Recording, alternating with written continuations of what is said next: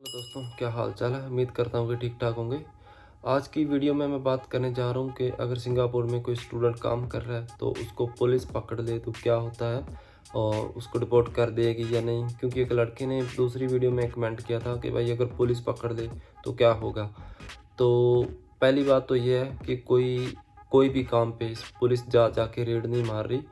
इतनी भी पुलिस यहाँ पे फ्री नहीं है कि कोई बिना वजह से ही जाके किसी भी काम पे, किसी भी शॉप पे और कोई भी जगह है जहाँ पे कुछ काम हो रहा है जाके लोगों को खड़ा करके वहाँ पे उसके पास चेक करेगी। ऐसा कुछ नहीं है। कोई वजह होगी तो वहाँ पे जाएगी और बिना वजह जाके कभी भी चेक नहीं करती। और दूसरा, मैंने इतना कभी देखा भी नहीं कि कोई स्टूडेंट यहाँ पे काम करते पकड़े गए हैं। और पीछे पहले 1 साल पहले की बात है, तब जो पुलिस थी वो उस टाइम जाती थी। वो उस इस वजह से नहीं जाती थी कि वहाँ पे स्टूडेंट ना काम कर रहे हों।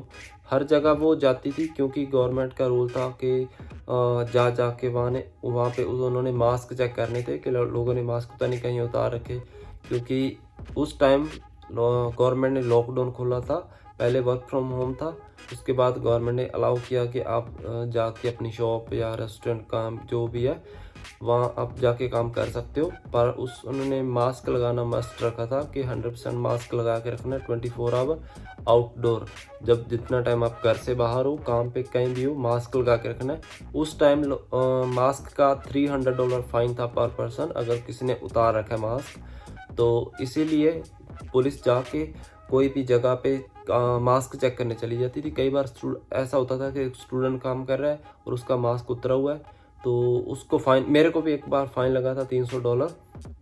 और दूसरी बात यह है कि वहाँ पे अगर कई बार स्टूडेंट भी होते थे तो पकड़े भी जाते थे तो उतना कोई इशू नहीं। उसको स्टूडेंट बोल देते थे कि जी आपको पता ही है कि लॉकडाउन है और पैसे है नहीं, इतनी यहाँ पे सिंगापुर कितनी महंगाई है। तो वो ऐसे बोल के तो वो भी समझ आते, पुलिस वाले भी समझ आते थे। कुछ नहीं कहते पुलिस वाले, ज़्यादा से ज़्यादा इतना कहते हैं कि आगे से काम मत करना, वार्निंग दे के छोड़ देते हैं।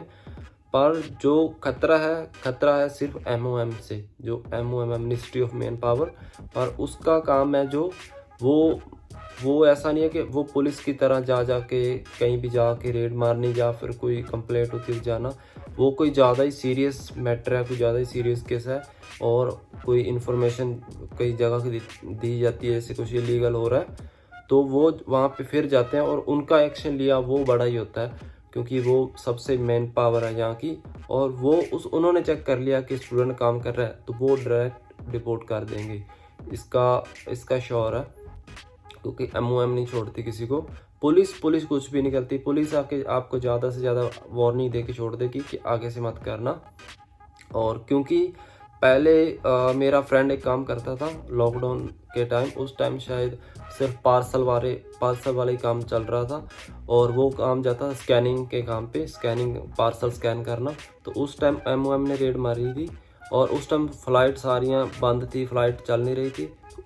उन्होंने सबका, जितने भी स्टूडेंट थे सबका पास स्कैन कर लिया और जब भी फ़्लाइट ओपन हुई तो MOM ने सबको मेल कर दी कि इतनी इस डेट से लेके इस डेट के अंदर अंदर सब आप अपनी फ़्लाइट करा लो और आपको मतलब जाना पड़ेगा। और दूसरी बात, कोई भी किसी के पास कोई ऐसा पास ही नहीं था कि कोई स्टूडेंट पे है या कोई वर्क परमिट है, कुछ भी नहीं। सभी एक्सटेंशन पे थे, जैसे कि मतलब वो एक्सटेंशन भी MOM ही अप्रूव कर दिया, वही अलाउ कर दिया कि हाँ आगे आप इतनी देर तक रह सकते हो क्योंकि कोई जरिया ही नहीं था जाने का और फ्लाइट बंद थी। तो यहाँ पे स्टूडेंट्स जिनकी स्टडी खत्म हो गई थी और साल 2-2 साल तक वहाँ यहाँ कोविड की वजह से 2-2 साल एक्सटेंशन पे ही रह के गए हैं वो।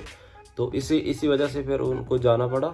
और जो पुलिस होती है, पुलिस कभी भी डिपोर्ट नहीं करती, वो बस वार्निंग दे के छोड़ देती है। तो इस वीडियो में बस इतना ही था और हो सके तो चैनल को सब्सक्राइब कर लेना। और आपका कोई भी और कोई सवाल हो जिस पे आपको कोई डाउट हो तो वो मेरे को कमेंट कर देना। उस पर मैं ज़रूर कोशिश करूँगा या कमेंट में रिप्लाई करने की या उस पर कोई वीडियो अपलोड कर दूँगा। So bye, thank you for watching, take care, bye bye.